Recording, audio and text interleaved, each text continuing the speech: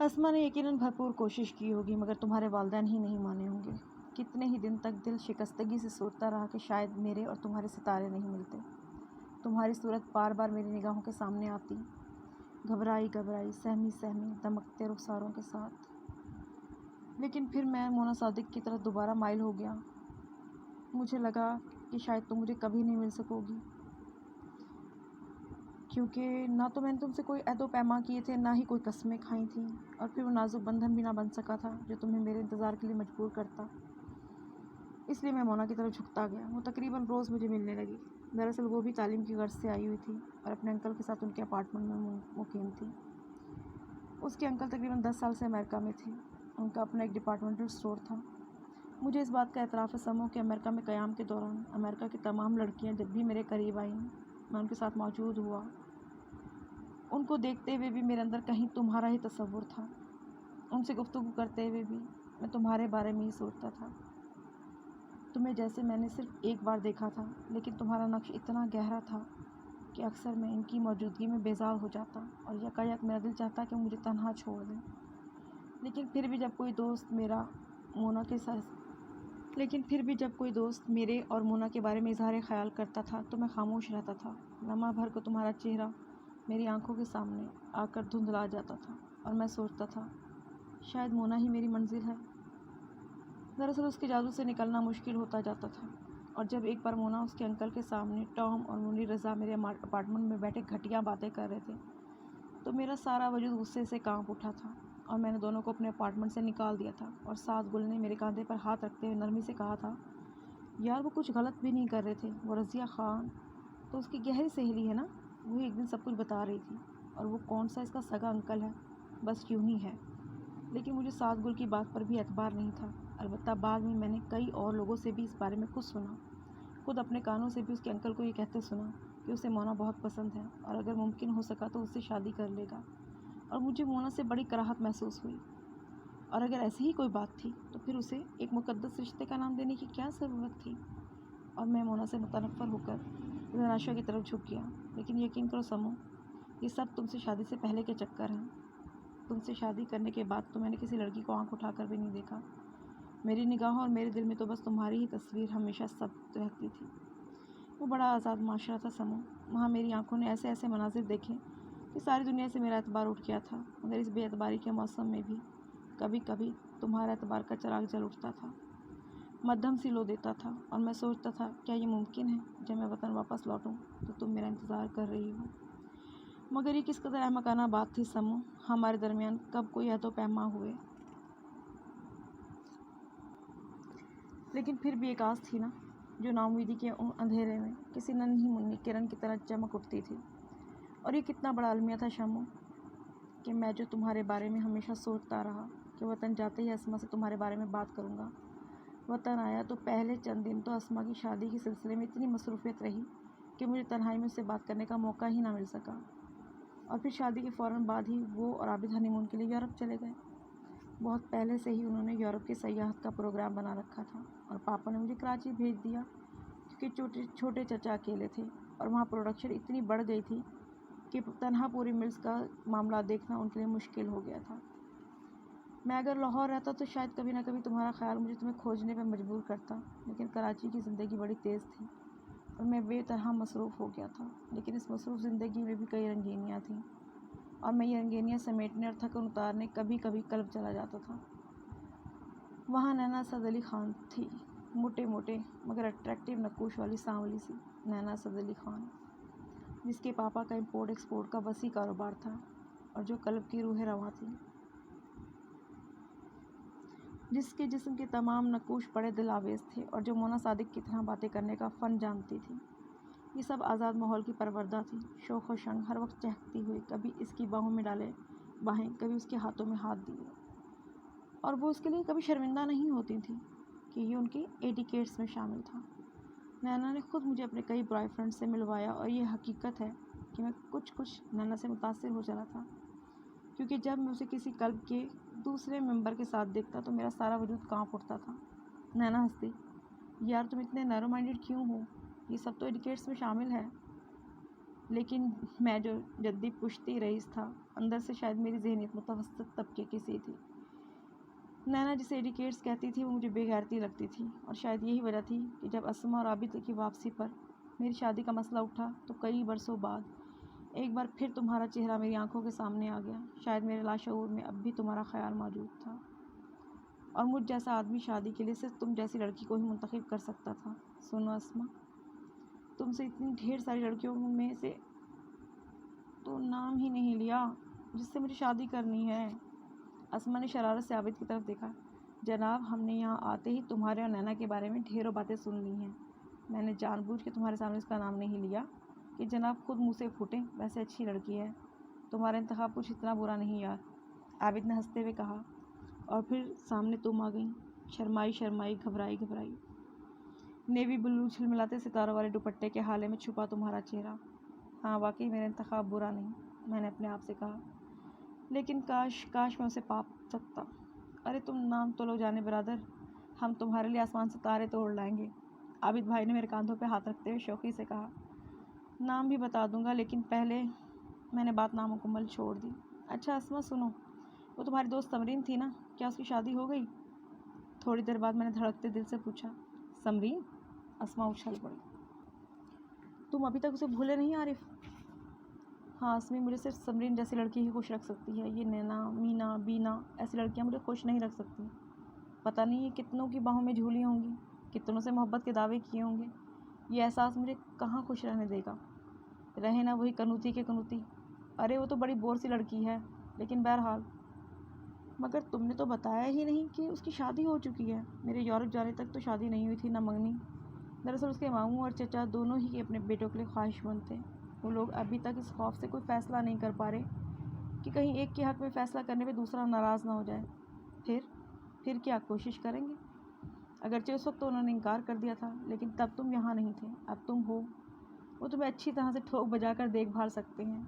اسما نے وعدہ کیا کہ وہ لاہور جاتے ہی اس سلسلے میں کچھ کرے گی، اور تب میں نے پہلی بار بڑے خلوص، بڑے درد سے خدا سے تمہیں مانگا تھا، اور خدا نے میری سن لی تھی۔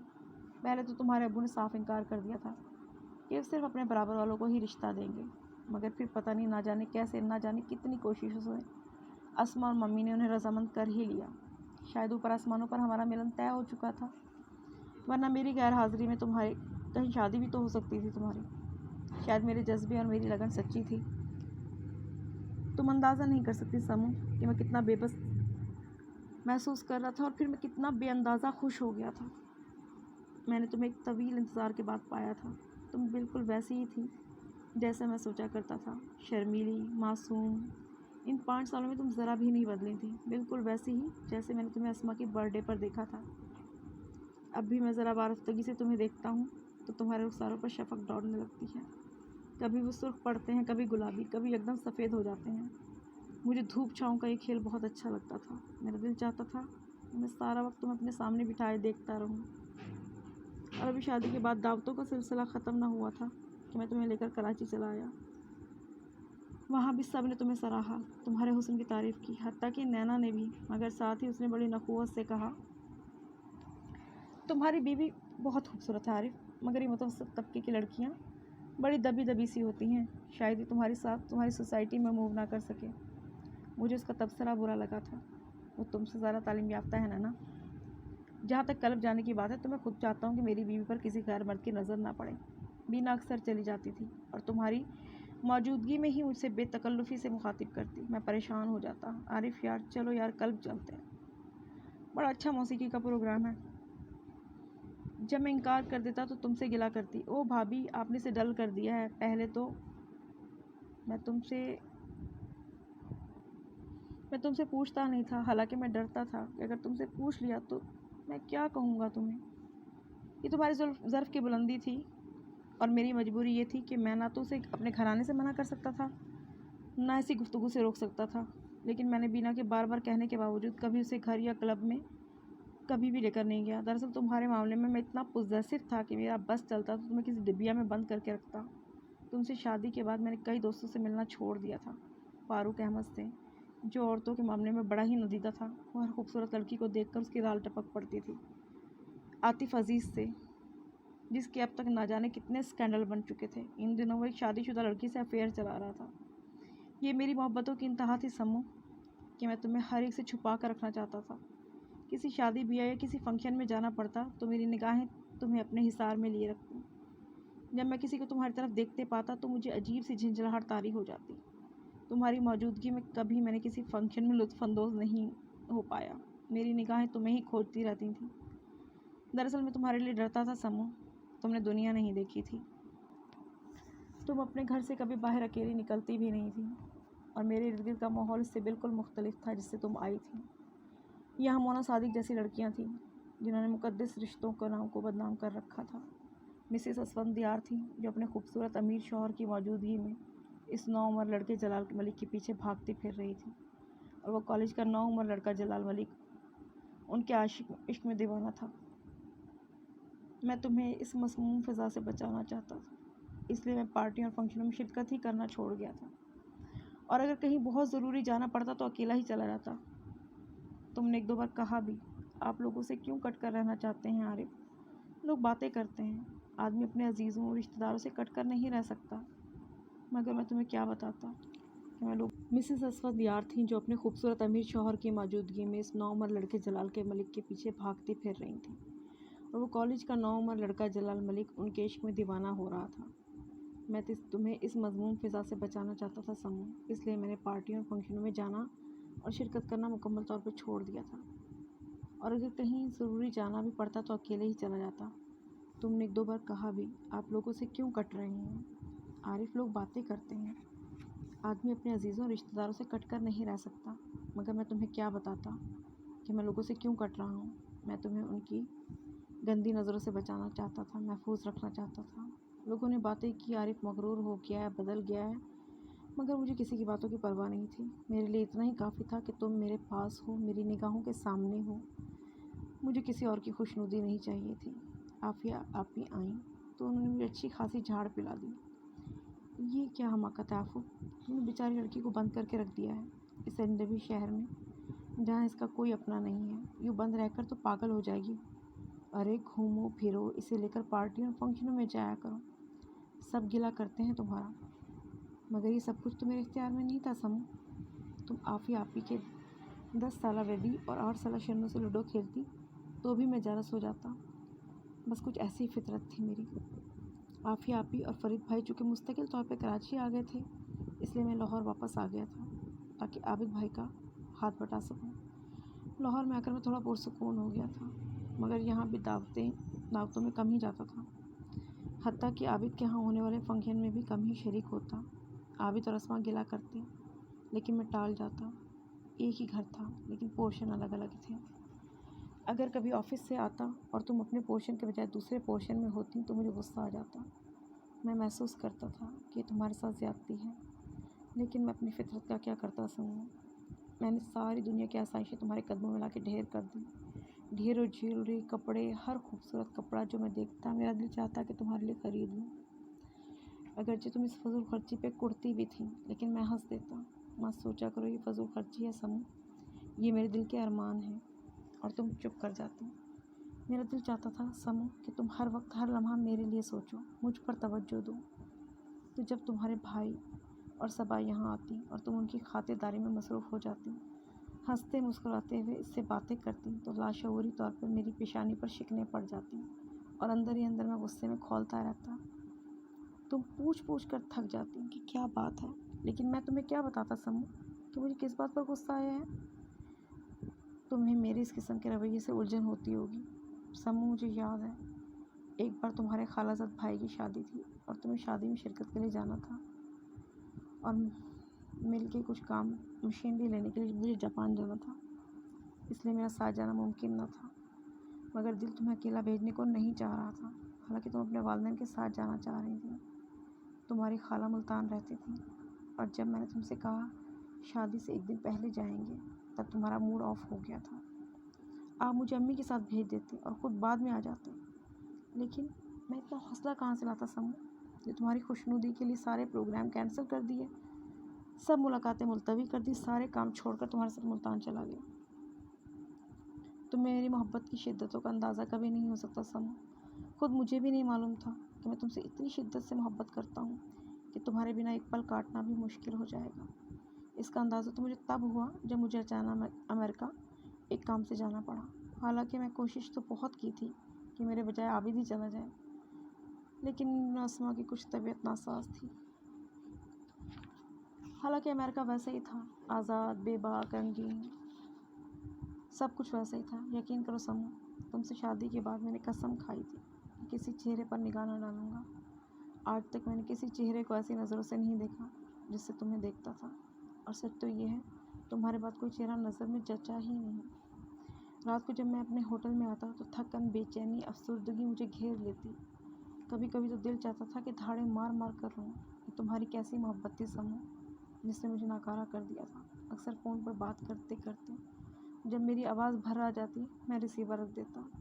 तुम कई बार पूछा करती कि आखिर बात करते करते रिसीवर क्यों रख देते हो, लेकिन मैं तुम्हें अपने पागलपन के बारे में क्या बताता।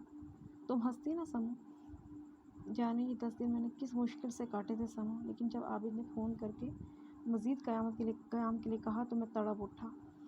एक शर्त पर आबिद, समरीन को भी यहाँ भिजवा दो, नहीं तो मैं एक दिन भी नहीं रुकूंगा। और आबिद ने ना जाने कैसे भाग दौड़ करके कितनी मुश्किलों से तुम्हें भिजवा दिया, और तुम्हारे आने से मैं एकदम हल्का फुल्का हो गया। ये गालिबन ज़िंदगी खूबसूरत तरीन दिन थे। हम खूब घूमे, खूब फिरे, खूब सैरें की, खूब लुत्फ़ उठाया। तुम भी तो बहुत खुश थी। तुम्हें याद होगा समूह, वो जोड़ा जिनका कमरा होटल में हमारे कमरे के साथ था। दोनों मियाँ बीवी हमें किस कदर सराहते थे। और फिर एक रोज़ मिस्टर शब्बीर हुसैन की बीवी की तबीयत ख़राब हो गई, उसे हॉस्पिटल जाना पड़ा, तो वो अपना बच्चा तुम्हारे पास छोड़ गए। और बच्चे के सिलसिले में जब शब्बीर हुसैन ने 2-3 बार हमारे कमरे में आकर झांका तो मैं चिढ़ गया। कोई ज़रूरत नहीं कि बच्चे को संभालने की, मगर आरिफ, इंसानी हमदर्दी भी तो कोई चीज़ होती है। वो बेचारा परदेश में है, हमें नहीं चाहिए इंसानी हमदर्दी। और तुम खामोश हो गई। लेकिन जब तुम बदस्तूर बच्चे के काम में मसरूफ़ रहीं तो मैंने दोबारा अपनी बात दोहराई, लेकिन तुम बच्चा वापस करने को तैयार ना थी। और मैं खाना खाए बगैर ही सो गया, तुमसे बात किए बगैर। वो तो अच्छा हुआ कि अगली सुबह मिसेस शब्बीर आ गई और तुमने मुझे मना लिया, लेकिन तुम अफसरदा थी। आपको मुझ पर एतमाद नहीं है आरिफ। हालांकि मैं उन लड़कियों से मुख्तलिफ हूँ जिनको आपने देखा है, बरता है। जानता हूँ समूह, तुम उन सब से मुख्तलिफ हो, जभी तो तुम्हें मुंतखब किया था। तो फिर आप मुझ पर एतमाद क्यों नहीं करते। लेकिन ये एतमाद की बात नहीं थी समूह। मैं तुम्हें अपनी ज़हनी कैफियत के बारे में क्या बताता। मेरा जहन कहानियाँ बनाने में बड़ा ज़रखेज़ था। जब मैंने शब्बीर को तुमसे बातें करते देखा तो खुद ब खुद मेरे जहन में कहानी बनती ही चली गई। बस अब शब्बीर तुम्हें अपने दाम में फंसा लेगा और तुम शब्बीर की मोहब्बत का दम भरने लगोगी और फिर मुझे छोड़कर। हालांकि शब्बीर मेरे मुकाबले में कुछ भी नहीं था, इल्म में, शक्ल सूरत में, उम्र में, हर लिहाज से। फिर इसकी बीवी भी थी, बच्चा भी था, लेकिन पता नहीं क्यों नैना, असद अली ख़ान, मिसिस असफंदियार और मोना सादिक ने मेरे जहन को जहर आलूदा कर दिया था। अज़दवाजी ज़िंदगी के 2 बरस ऐसे ही छोटे छोटे वाक़यात से भरे हुए हैं समूह। इन 2 बरसों में मेरे आंगन में 2 फूल खिले, मानी और रोमी। दोनों मुझे बेहद प्यारे थे। इनसे भी मेरी मोहब्बतों में इतनी ही शिद्दत है समूह। तुम्हें याद है, अगर कभी तुम इन्हें फ़ीड कराने में देर कर देती थी तो मुझे गुस्सा आ जाता था। मैं तो हमेशा से ही जज्बाती और हसास हूँ। हैरान हूँ इतना बड़ा सदमा मैं कैसे बर्दाश्त कर गया, तुम्हारी जुदाई के दुख को कैसे सह गया हूँ। शायद मानी और रोमी के लिए मैं जो एक पल के लिए भी तुमसे जुदाई का तसव्वुर नहीं कर सकता था, अब 70 दिनों से इस अज़ाब को सह रहा हूँ। ये सब कुछ तो अचानक हुआ है समूह, यूँ जैसे अचानक आसमानी बिजली पड़े और मकीनों को खबर तक ना हो। मगर शायद ये सब कुछ अचानक नहीं था, बल्कि कुछ अरसे से अंदर ही अंदर कोई लावा पक रहा था जो अचानक बह निकला। तुम कुछ अरसे छिंछलाई रहने लगी थी। मैंने अक्सर महसूस किया था कि तुम्हें ज़रा सी बात पर गुस्सा आने लगा है। बाज़ औक़ात तुम मामूली सी बातों पर घंटों बहस करती, ऊंचा बोलती और फिर खुद ही रोने लग जाती। मैंने तुमसे कई बार पूछा समूह, क्या बात है, तुम कुछ परेशान हो, लेकिन हर बार तुमने यही बात की, कोई बात नहीं, बच्चे तंग कर देते हैं, थका देते हैं और मुझसे गुस्सा बर्दाश्त नहीं होता। और फिर इन्हीं दिनों आफिया आपी कराची आ गई। उनके बच्चे कितने बड़े हो गए। नवीद जो तुम्हारी शादी में महज 10 बरस का था, अब भरपूर जवान था, खूबसूरत, स्मार्ट, जिंदा दिल। शन्नो और रेनो कितनी बड़ी हो गई थी। नवीद ने चंद ही दिनों में सबको अपना गर्विदा बना लिया। मानी से लूडो खेल रहा है, रोमी को हवा में उछाल रहा है, गुदगुदा रहा है, सैर कराने लेकर जा रहा है। आबिद के बच्चे भी उसके दीवाने थे। میں نے محسوس کیا تھا کہ اس کے آنے کے بعد تمہاری جھنجھلاہٹ کچھ کم ہو گئی ہے۔ میں نے خود ہی نوید سے کہا، یار تم فارغ ہو ان دنوں، کچھ وقت مانی اور رومی کو وغیرہ کو دے دیا کرو۔ یس سر، نوید نے کہا۔ اور اکثر جب میں آفس سے آتا تو نوید ادھر ہی ہوتا، کبھی مانی کبھی رومی کے ساتھ کھیلتا ہوا، کبھی انہیں مزے کی کہانیاں سناتا ہوا۔ اکثر تم کچن وغیرہ میں مصروف ہوتی اور کبھی کبھی وہیں بیٹھے انہیں کھیلتے دیکھ رہی ہوتی۔ کئی بار ایسا بھی ہوا کہ میں آفس سے آیا اور آرام کرنے لگا، لیکن تم ٹی وی لاؤنج میں VCR پر فلم لگا کر بیٹھے ہوئے نوید کے ساتھ۔ اور کبھی ایسا بھی ہوا یوں ہی بیٹھے بیٹھے رات گئی تک گپیں